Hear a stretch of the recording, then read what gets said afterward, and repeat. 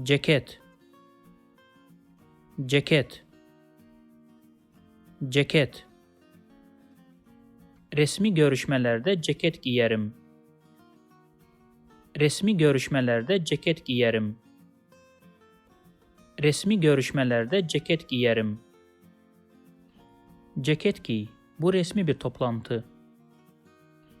Ceket giy, bu resmi bir toplantı. Ceket giy, bu resmi bir toplantı. Ben hiç ceket giymem. Ben hiç ceket giymem. Ben hiç ceket giymem. If you like this video, please subscribe to my channel below for more videos on Turkish grammar, vocabulary and pronunciation. Also, if you think this video can benefit somebody else, please share it with them.